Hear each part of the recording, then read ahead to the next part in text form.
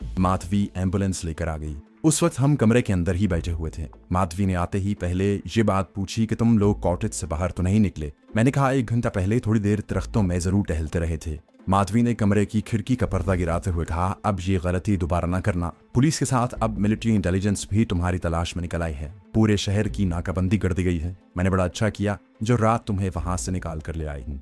मेरी एम्बुलेंस की पुलिस ने 3 जगहों पर तलाशी ली है। मैंने माधवी से पूछा, फिर अब तुमने क्या सोचा है? माधवी ने सिगरेट सुलगाकर कहा, वो कैप्टन जमशेद के पास ही लोहे की कुर्सी पर बैठी थी। कहने लगी, मैंने तो यही सोचा है कि तुम दरिया के जरिए यहाँ से निकाल दूं, मगर मालूम हुआ है कि दरिया भी महफूज नहीं रहा। कोस्ट गार्ड की कश्तियां दरिया में भी गश्त लगाती फिरती हैं। कैप्टन जमशेद बोला, लेकिन इन हालात में ये जगह भी महफूज नहीं है। माधवी ने कहा, इससे बेहतर दूसरी कोई जगह मेरी नजरों में नहीं है। तुम्हें सिर्फ इतनी एहतियात करनी होगी कि दिन के वक्त कमरे से बाहर न निकलो, रात को भी चौकस होकर बाहर निकलना। खुफिया पुलिस के आदमी किसी भी भेस में जहां नमूदार हो सकते हैं। मैंने कैप्टन जमशेद की बात को दोहराते हुए कहा, मैडम मेरी राय है कि हमें यहाँ से जितनी जल्दी हो सके निकल जाना चाहिए। माधवी ने कहा, तुम्हें कम से कम 2 दिन तो यहाँ जरूर रुकना पड़ेगा। इस दौरान मुझे यकीन है कि मैं कोई ना कोई रास्ता जरूर निकाल लूंगी। थोड़ी देर बैठने के बाद माधवी एम्बुलेंस लेकर चली गई। उसके जाने के बाद कैप्टन जमशेद कहने लगा, भाई इस औरत के बारे में हमने गलत सोचा था। मुझे तो लगता है कि ये नेक नीयत औरत है और वाकई जहां से फरार होने में हमारी मदद करना चाहती है। मैं भी अब इसी लाइन पर सोचने लगा था। माधवी की गुफ्तगू से जाहिर होता था कि उसे सबसे ज्यादा जो फिक्र है वो यही है कि हमें किस तरह वहां से निकालकर हैदराबाद की तरफ रवाना कर दिया जाए। रात को हमने माधवी की हिदायत के मुताबिक किसी कमरे की बत्ती रोशन न की। जिस कमरे में हम सोते थे उसमें एक मोमबत्ती रोशन करके जमीन पर कोने में लगा दी थी। खाना भी हमने मोमबत्ती की रोशनी में ही पकाकर किचन में बैठकर खाया और फिर कमरे में आकर बिस्तरों पर बैठकर बातें करने लगे। कॉटेज के सामने वाले दरवाजे पर माधवी ताला डाल गई थी। अगर उस तरफ से कोई आदमी आकर देखे तो उसे यही लगता कि कॉटेज खाली पड़ा है और जहां कोई नहीं रहता। रात को अगर हमें बाहर जाने की जरूरत पड़ती तो हम कमरे की अकबी खिड़की में से बाहर जाते और उसी खिड़की से अंदर आ जाते। हमें इस वीरान कॉटेज में ये दूसरी रात थी। हम काफी देर तक बातें करते रहे।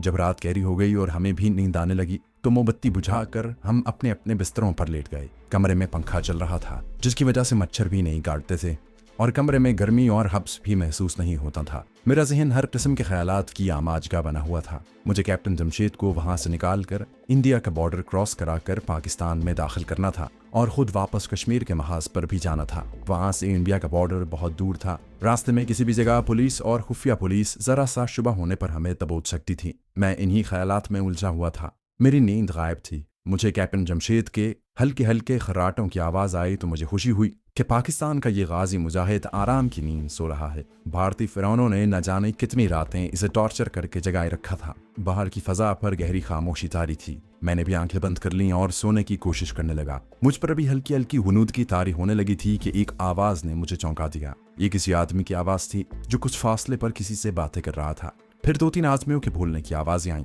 लगता था कि ये लोग बातें करते कॉटेज की तरफ आ रहे हैं। मैंने पहला काम ये किया कि सरहाने के नीचे से रिवॉल्वर निकालकर हाथ में ले लिया। कैप्टन जमशेद को मीठी नींद से जगाने को मेरा दिल न चाहा। मेरे कान बाहर से आती आवाजों पर लगे हुए थे। ये आवाजें हमारे कॉटेज के पास आकर रुक गईं। फिर किसी के दरवाजे को अपनी तरफ खींचने की आवाज आई। मैं बिस्तर से उठा और दबे पांव साथ वाले कमरे में आ गया जिसके दरवाजे को बाहर से ताला लगा हुआ था। बाहर कोई आदमी इसी दरवाजे को अंदर की तरफ धकेल रहा था। ये 2 आदमी लगते थे। इनमें से एक ने अपनी जबान में दूसरे को कुछ कहा। ये शायद तेलुगु जबान थी क्योंकि आंध्र प्रदेश में तेलुगु जबान ही बोली जाती है। तमिल जबान सूबा तमिलनाडु में बोली जाती है। मैं समझ न सका कि ये लोग आपस में क्या बातें कर रहे हैं। इतना मालूम हो गया था कि वो दरवाजे पर लगे हुए ताले को खोलने की कोशिश कर रहे हैं। मैंने कैप्टन जमशेद को जगाया। वो जल्दी से उठ बैठा और कुछ बोलने लगा था कि मैंने उसके मुंह पर हाथ रख दिया और दरवाजे की तरफ इशारा किया। बाहर वाले आदमी ताले की मुख्तलिफ चाबियां लगा रहे थे मगर ताला नहीं खुल रहा था। मैंने अपने सरहाने के नीचे से रिवॉल्वर निकालकर हाथ में ले लिया और हम तेजी से दरवाजे की दोनों जानिब उसी तरह खड़े हो गए कि अगर ताला खुल गया और जैसे ही कोई अंदर दाखिल हुआ उसको वहीं दबोच लिया जाए। बाहर खामोशी छा गई। दोनों ने आपस में कुछ बात की और फिर उनके कदमों के वापस जाने की कुछ आवाज आई। वो वापस चले गए थे। जब कदमों की आवाज दूर चली गई तो कैप्टन जमशेद ने आहिस्ता से कहा, ये खुफिया पुलिस के आदमी ही हो सकते हैं। इसका मतलब है कि इन्हें हमारे ठिकाने का इल्म हो गया है। मैंने कहा, कुछ नहीं कहा जा सकता। हो सकता है ये कोई चोर डाकू और घर को खाली देखकर चोरी करने आए हों। कैप्टन ने कहा, चोर होते तो ताला तोड़ देते। ये चोर नहीं थे, यकीनन खुफिया पुलिस के आदमी थे। मैंने कहा, खुफिया पुलिस वाले भी ताला तोड़ सकते थे। ये वापस क्यों चले गए? कैप्टन जमशेद बोला, भाई जी ये जगह हमें बदल देनी चाहिए। कोई पता नहीं जहां पुलिस कब छापा मारने आ जाए। दोस्तों, आगे बढ़ने से पहले आपसे गुजारिश है कि अगर आपने अभी तक इस चैनल को सब्सक्राइब नहीं किया तो इसे सब्सक्राइब कीजिए और वीडियो पसंद आने की सूरत में इसे लाइक, शेयर और कमेंट करके हमें बताइए कि आपको हमारी वीडियो कैसी लगी। तो आइए कहानी की तरफ चलते हैं।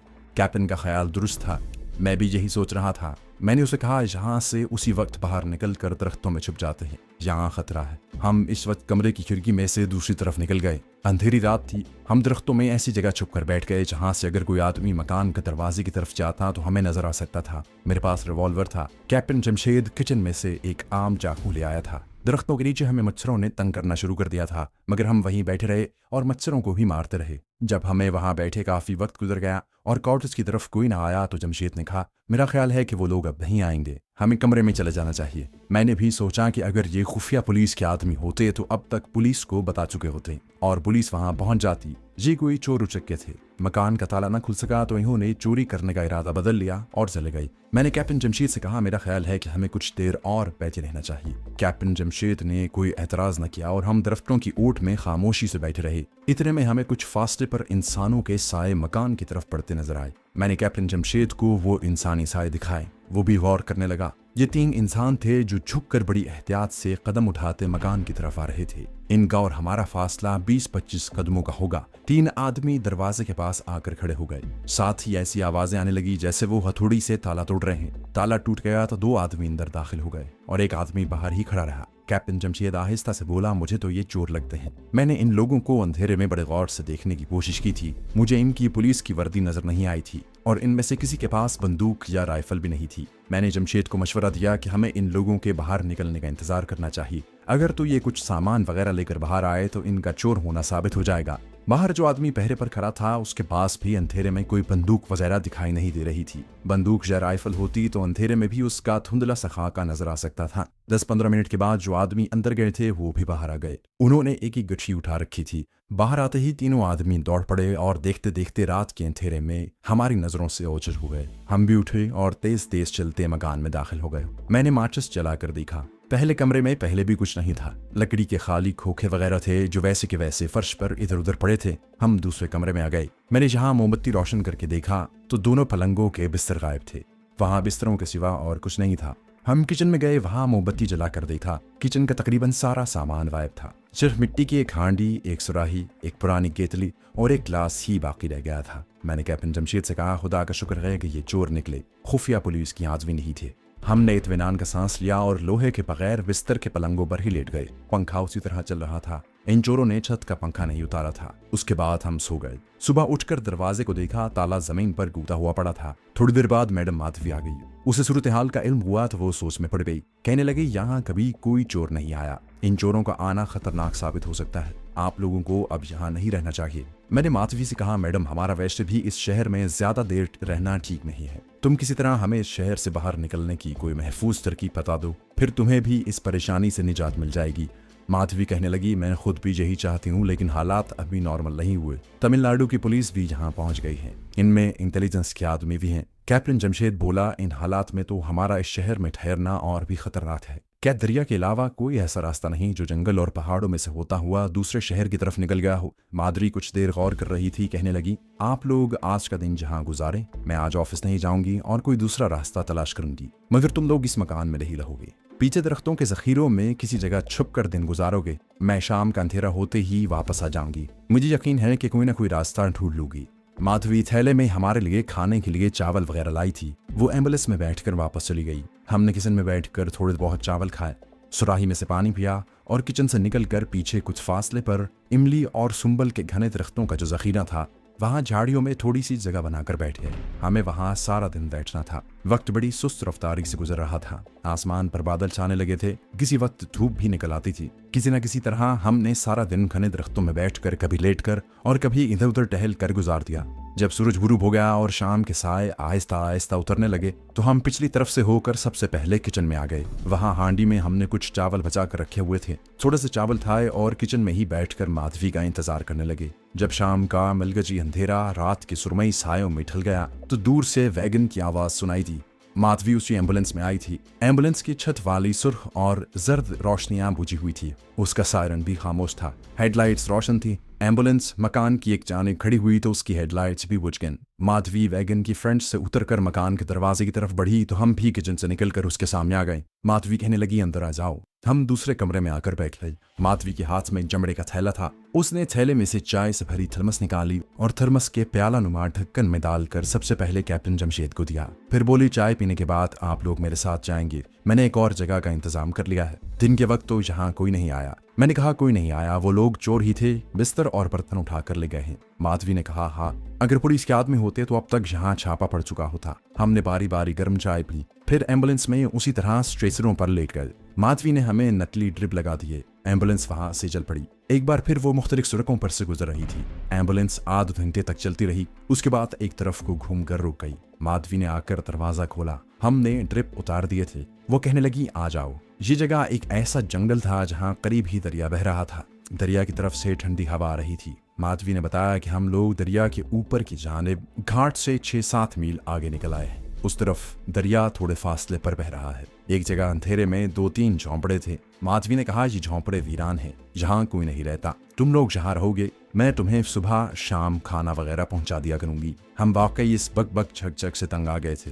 मैं न रह सका। मैंने माधवी से कहा, मैडम, इस चूहे बिल्ली के खेल से तो बेहतर है कि हम दरिया के साथ साथ जंगल में निकल पड़ते हैं। मेरे पास रिवॉल्वर है, कैप्टन के पास चाकू है, हम अपना दिफा कर सकेंगे। माधवी ने झोंपड़े में मोमबत्ती रोशन करके एक ईंट पर जमा दी। कहने लगी, मेरी तरफ से बेशक अभी निकल पड़ो, मैं तुम्हें बिल्कुल नहीं रोकूंगा। आखिर मुझे क्या जरूरत है कि तुम्हारे लिए एम्बुलेंस लेकर मारी मारी फिरती रहूं। ठीक है, मुझे कैप्टन जमशेद अच्छा लगता है और मैं नहीं चाहती कि ये दोबारा भारतीय पुलिस के टॉर्चर सेंटर में जाए, लेकिन इसका मतलब ये भी नहीं कि मैंने जानबूझकर तुम लोगों को रोका हुआ है। मैंने माजरत के अंदाज में कहा, मैडम प्लीज ऐसा ना समझें, मेरा मतलब हरगिज ये नहीं कि तुमने जानबूझकर हमें रोका हुआ है। बात असल में ये है कि हम बार बार जगह तब्दील करने से बोर हो गए हैं। कैप्टन जमशेद ने भी माधवी का शुक्रिया अदा करते हुए कहा, मेरे लिए जिस तरह अपना कैरियर और अपनी जान तक खतरे में डाली है, मैं इसे कभी फरामोश नहीं कर सकूंगा। माधवी की काफी दिलजुई हुई और वो मुस्कुराने लगी।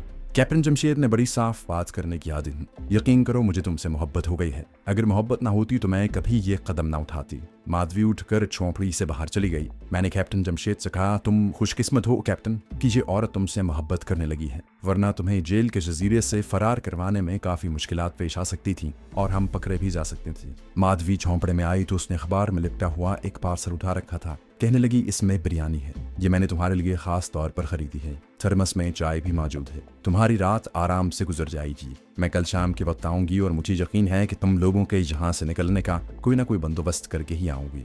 माधवी थोड़ी देर बैठ कर चली गई। हमने कागज का पार्सल खोला। अखबार के कागजों के अंदर केले के पत्तों में गर्म गर्म बिरयानी थी। आप जरूर सोचेंगे कि इस इलाके में बिरयानी कहाँ से आ गई। मैं इस इलाके में रहा हूँ और मेरी दास्तान सुनने वालों में से जो हजरात जनूबी हिंद के शहरों में रह चुके हैं, उन्हें मालूम होगा कि जनूबी हिंद में बिरयानी बहुत आम पकाई जाती है। होटलों, रेस्तरानों, यहाँ तक के छोटे छोटे रेलवे स्टेशनों पर भी बिरयानी के पार्सल मिल जाते हैं। गाड़ी खड़ी होती है तो फेरी वाले लड़के पार्सल पार्सल की आवाजें लगाते प्लेटफॉर्म पर नमूदार हो जाते हैं। उन्होंने केले के पत्तों में लिपटी हुई बिरयानी के पार्सल टोकरी में रखे होते हैं। आप केले के पत्ते हटाएं तो उसके नीचे गरम गरम बिरयानी निकल आती है, जिसमें गोश्त के छोटे छोटे टुकड़ों के अलावा खूब मसाले डाले होते हैं। ये खाना वो अरब ताजिर अपने साथ लाए थे जो कदीम जमाने में बसरे की बंदरगाह से माल लेकर जहाजों के जरिए निकलते थे और हिंदुस्तान के जनूबी साहिली शहरों से होते हुए मलेशिया, इंडोनेशिया और फिलिपाइन तक तिजारत की गरज से जाते थे। ज़हूर इस्लाम के बाद इन ताजरों के साथ मुसलमान बुजुर्ग उलमा हजरात ही जरूर आते थे।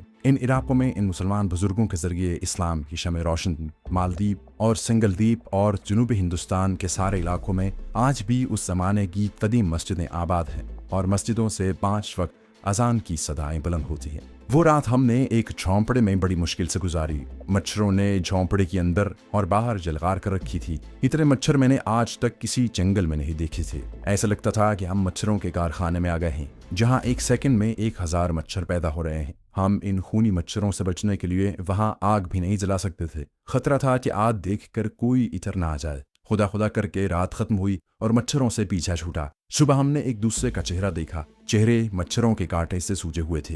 दिन के 10 बजे के करीब माधवी आई। हम उस वक्त झोंपड़े के अंदर छुप कर बैठे हुए थे। वो हमारे लिए खाना वगैरह लाई थी। हमारे चेहरे देखकर और मच्छरों के हमले का सुनकर कहने लगी, तुम लोगों ने बड़ी अक्लमंदी से काम लिया कि आग रोशन नहीं की। ये जगह बदरुआई स्टेशन से ज्यादा दूर नहीं है और आग को देखकर कोई ना कोई जरूर इतर आ जाता। स्टेशन पर एलोर पुलिस ने नाकाबंदी की हुई है। उसने हमें इतना डरा दिया कि दूसरी रात भी हमने आग न जलाई और मच्छरों से हाथापाई करते रहे। दूसरी रात भी आंखों में कट गई। दूसरे दिन माधवी दिन के 12 बजे आई। वो घबराई हुई थी, कहने लगी, भद्रुआई घाट स्टेशन पर रात पुलिस एक ट्रेन को रोक कर 2 घंटे तलाशी लेती रही। उसने कैप्टन जमशेद की तरफ देखकर कहा,